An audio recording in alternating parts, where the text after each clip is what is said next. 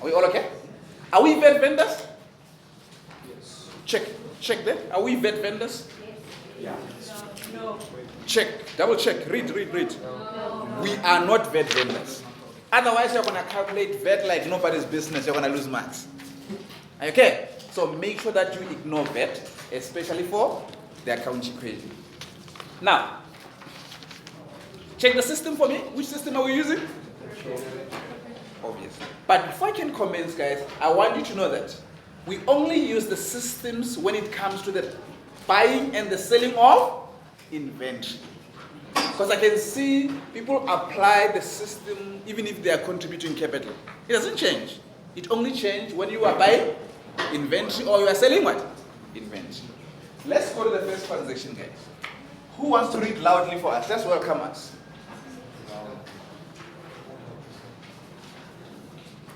Cash sales for the week amounted to 87,500, markup of 75% on cost price. Thank you very much. Guys, when they say cash sales, sometimes you can ask yourself and say, cash sales of what? You need to know automatically that when we say cash sales, the word sales, it means we sold goods. And under perpetual, when we sell goods, how many accounts must we expect? 4. Don't waste time. So, the minute I see that, I'm going to have 4 accounts. A and B. Are we together? The A part is for the sales part, and the B part is for the cost of sales. Are we together? And please do not mix them. Are we okay? Now, we said, obviously, the first one I said is for what? Sales. Sorry, guys, still morning, I can't even write. And the next one goes with? So this is the first thing that you can write. So the first one is for the sale, and the first one is for cost of. But remember, this one cannot be on its own. It must be with the other account. Even this one must be with the other account. This must be obvious. What is the other account? Always. It will never change. Or trading inventory. So don't waste time in the exam. So they always go together. You cannot put sales and cost of sales together. No. Our system doesn't allow us to do that.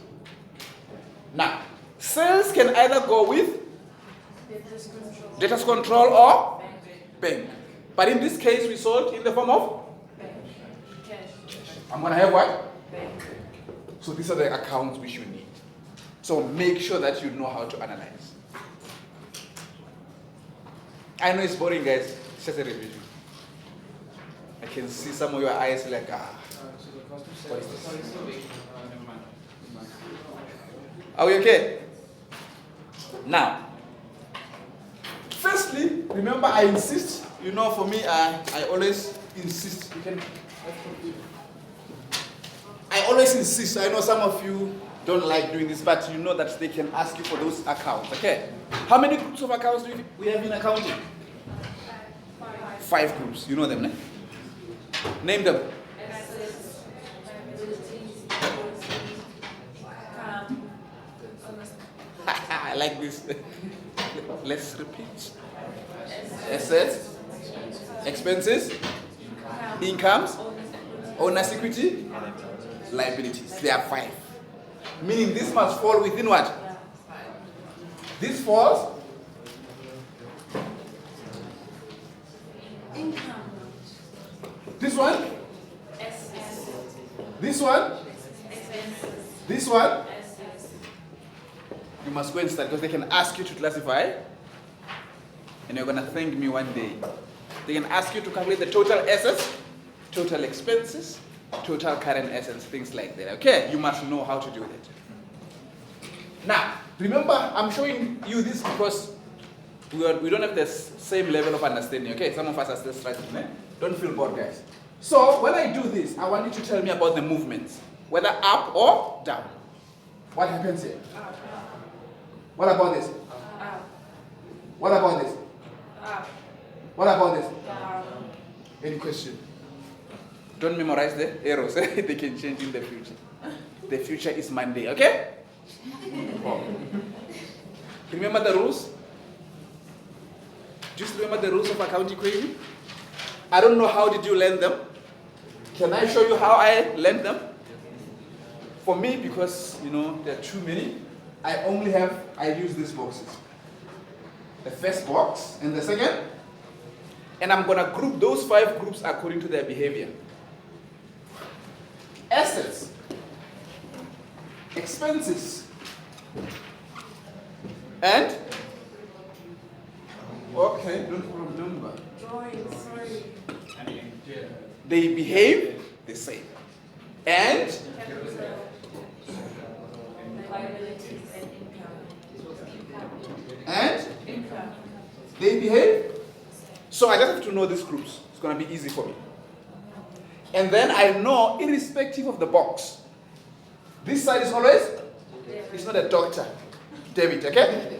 This side is, this side is, this side is what? Just imagine you forget the box. You can't forget the boxes. It's like you can't forget me. What's my name?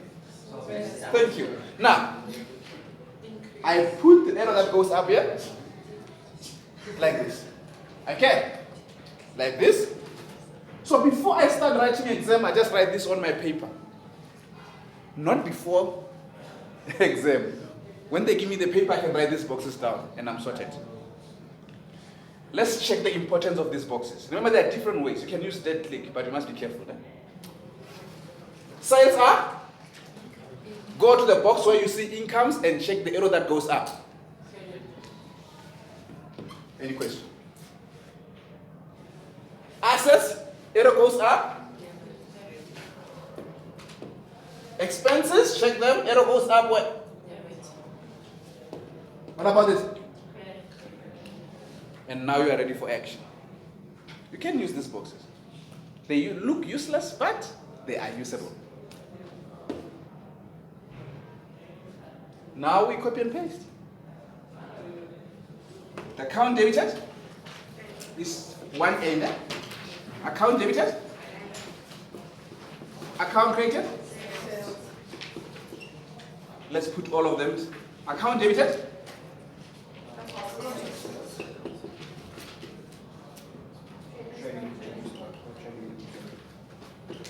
Or trading.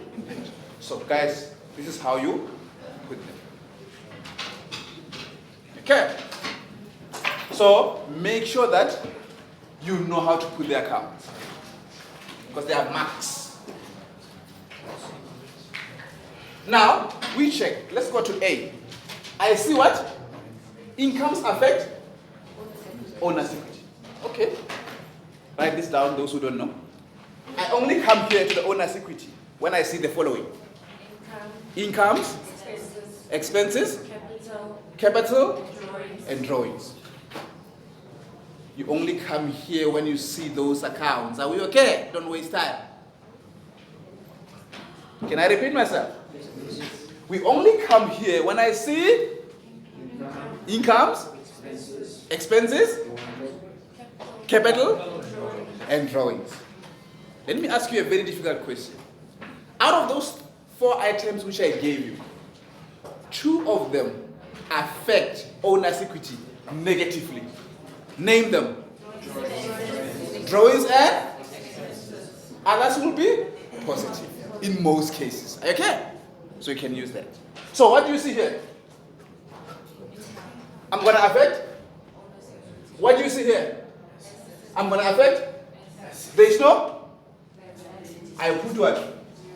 So that I cannot make a mistake. Just imagine you are writing on top of 0. There's something wrong. Eh? So here you are safe now. Guys, remember I'm just giving you the techniques. If I were you, okay, now I'm acting, I'm you. I'm gonna always start with assets. Why? Because assets are easy to understand. What you see is what you're gonna do there. For example, let's start with what? Asset is? Meaning when I go to the assets, I just put what? Plus. So I'm gonna come here and say what? Plus. Give me the sales amount. 40,000. There's no sale. Sales,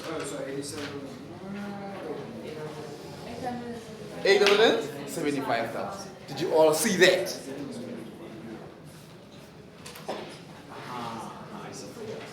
Can you see the reason why I say, okay, I must use asset first? Because the rule says, or the fact is, the minute you affect assets in one of the two, the signs will always be the same. I said plus here. It means here I'm forced to say. But this is just a technique that you can use. So when I start with the asset will give me the answer for the other column. Are we together?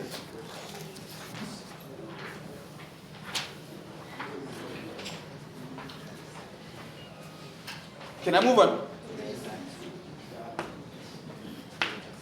I need my cost of, but they gave you the markup. Calculate it. Be careful whether it's on cost or on. I know examiners, they say on cost. They program you. In the test, they say on selling price. You say, You must know both systems.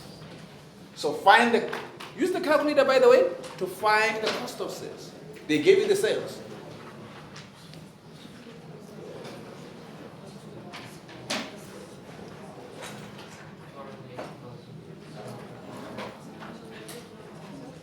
How much? 280,000. Do you all agree, auditors? Yeah, he got the same. It's on cost, ne? Remember, when you say on cost, you need to say 100. Okay, those who are using fractions, 100 over 175. How much? 500,000. Can you see now? I think some of you used it like the markup is on selling price. You just deducted 75%. You can't do that. So when the markup is on, can I just give you the formula for future? Let me erase this on top, guys. So, because it's too late for me to go through all this section about the markup, ne? Just a shortcut. When the markup is on cost, this is how you calculate cost of sales. You always put, and you say 100 plus, multiplied by whatever amount of sales given to you. This is not Mpumalanga, it's just an abbreviation for markup. So in this case, we have got 100. Remember, I put 100 on top because I'm looking for what? Cost. Because the markup is on cost. How much is the markup here? So 100 plus 75. Divide by 175. And is then that times by how much? And you said we got how much? Can you see? The method you used, guys, is when the markup is on selling price. So the markup on selling price formula says 100 minus markup divided by 100. Guys, remember my students, I didn't show you the formulas. I showed you the Sylvestish way of doing things. So don't change. Just use it. That's the markup on cost, and the other one is markup. The other one, let me erase this. Yeah.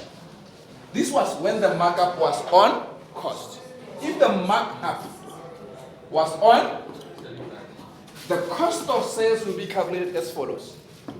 100 minus markup. Divided by what? That's the difference. So that's markup on selling price. It's what you used. That's why you got the other answer. Yes. So you must be careful. So you must either use this one or this one. The markup was on. Yes. The question will tell you how is the markup. Can I notice it? So is it still times the rand at the end or not? Come again. At the end of the markup on selling price? Okay, yeah. This is times by the selling price. And the selling price will be in the rand value, ne? Yeah. In this case, will be 875. This is what I meant. Sales in the form of what? Rands. Please don't forget, because you're going to lose marks. But please always show calculations, because even if you are wrong, we're going to give you part marks. Don't just give me the final answer. Can we continue? Now we know our cost is how much? Okay, are you hungry, guys? I forgot my checkbook. I can just go to the canteen and sign a check for the whole year for you.